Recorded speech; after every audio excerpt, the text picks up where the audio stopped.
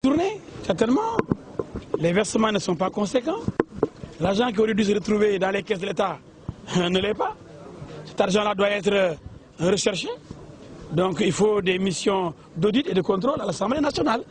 Non, les députés ne sont pas concernés. Ce ne sont pas les députés qui prélèvent les impôts.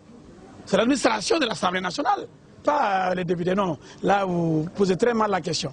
Les députés payent l'impôt, mais l'impôt est détourné. C'est ça qu'il faut dire. Et maintenant, par rapport à l'appel du 28 mai prochain, quelle est un peu la position du PTP? Oui, le PTP est d'accord, il approuve, il cautionne le dialogue permanent entre les différents acteurs de la vie politique sénégalaise. Un pays, il n'appartient pas seulement à la majorité qui le gouverne. Un pays, il appartient à l'ensemble de ses fils. Ses enfants doivent discuter, échanger pour le plus grand bonheur de la nation.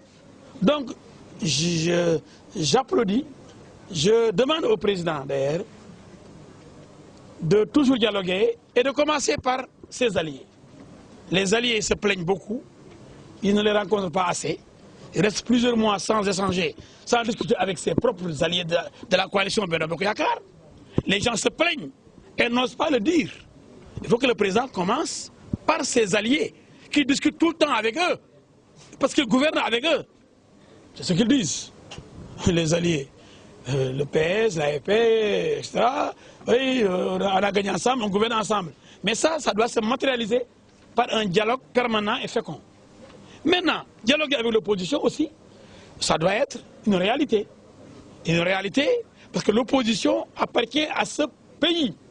Et c'est des gens qui aiment ce pays aussi. Il faut les associer à la discussion, au débat, pour trouver des solutions idoines pour régler définitivement les problèmes des Sénégalais.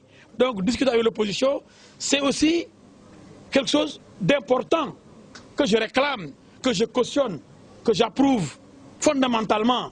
Mais comment aussi discuter si on ne reconnaît pas le groupe parlementaire de l'opposition? Président, il faut reconnaître le groupe parlementaire de l'opposition.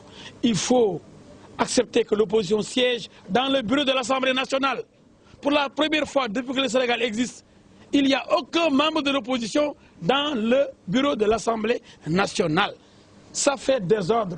Mais plus grave encore, Monsieur le Président, par rapport aux difficultés, par rapport aux problèmes, par rapport aux bagarres, aux histoires, aux incidents qu'on vit à l'Assemblée nationale, il faut la dissoudre. Je vous demande, Monsieur le Président de la République, solennellement, devant le peuple sénégalais, et en tant que député du peuple que j'assume, je vous demande de dissoudre l'Assemblée nationale du Sénégal, qui ne joue plus son rôle, d'organiser de nouvelles élections législatives et de permettre au peuple sénégalais de choisir de vrais députés qui défendent les intérêts du peuple. Je vous demande par la même occasion d'accepter l'abrogation de la loi sur la parité qui fait désordre. J'ai décidé de déposer sur la table du président de l'Assemblée nationale une proposition de loi pour abroger la parité. Et Touba a donné le signal, parce que la parité est une fumisterie politique. Et Touba n'acceptera jamais la fumisterie. C'est pourquoi Touba n'a jamais accepté de déposer une liste paritaire. C'est la raison pour laquelle, d'ailleurs, je ne comprends pas, Monsieur le Président de la République, l'acharnement de votre ministre chargé de la décentralisation sur Aïda Mbodj.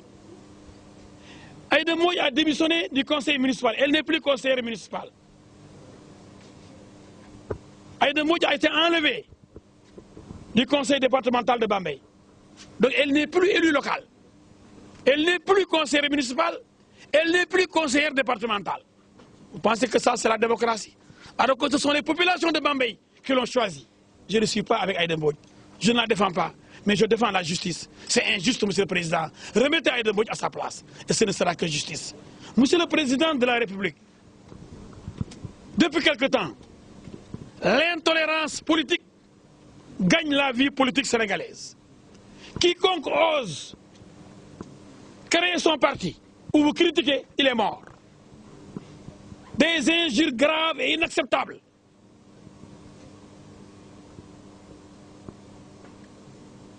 Des provocations.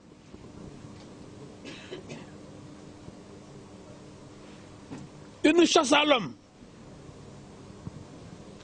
Une volonté de détruire se dresse, portée par quelques femmes de votre parti et quelques garçons de votre parti. Président, vous êtes le chef de l'État, le président de tous les Sénégalais. On doit vous critiquer. Vous devez répondre par un bilan, par des réalisations. Laissez les gens vous critiquer. Travaillez. Et à l'heure du bilan, vous allez montrer ce que vous avez fait. Arrêtez ces gens qui vous entourent. Ces soi-disant faucons, adeptes de l'intolérance, de la violence verbale, qui risquent de saper les fondements de notre démocratie. Président, vous devez rendre compte à l'histoire. La postérité doit retenir l'immense contribution à l'avancée démocratique dont vous êtes le champion. Vous n'avez pas le droit de décevoir. Travaillez, prenez de la peine, respectez le peuple sénégalais. Président, écartez-nous le Haut Conseil des collectivités territoriales qui ne sert à rien. Votre peuple vit dans la misère. La santé est en difficulté. L'éducation est en difficulté. Ces milliards peuvent servir à diminuer les grèves, à soulager les enseignants et les travailleurs de la santé pour le plus grand bonheur et de notre jeunesse et de notre peuple. Monsieur le Président de la République, je vous demande de recevoir le président Yahya Jammeh, qui est un ami personnel. Je propose au président Yahya Jammeh de venir vous rencontrer. Vous êtes des frères, vous avez pratiquement le même âge. Aimez-vous, travaillez ensemble, la main dans la main. Parce que le peuple sénégambien est un et indivisible. Il n'y a pas de Gambie et de Sénégal. Il n'y a que la Sénégambie pour le bonheur de nos deux peuples. Mais êtes-vous au courant que le blocus a été levé ce matin? Ah! Quel blocus, quel malheur, quelle défaite, quelle défaillance de l'État. Comment peut-on laisser des transporteurs, des chauffeurs bloquer des frontières? Où est l'État? Où sont les autorités étatiques? Dans quel pays sommes-nous? L'État a-t-il démissionné pour qu'on ne parle aujourd'hui d'un blocus levé? C'est une honte. L'État doit être fort, tout en restant courtois, gentil. L'État doit être fort pour que nul n'en ignore. La loi devant être respectée. Personne en dehors de l'État n'a le monopole de la violence. L'État a le monopole de la violence. L'État seul peut dire personne ne va plus traverser la frontière. Aujourd'hui, c'est comme une victoire. On dit oui, le blocus est enlevé. Où est l'État du Sénégal? Ce sont les transporteurs qui dictent leur loi à l'État. Non, Président, reprenez votre pays en main.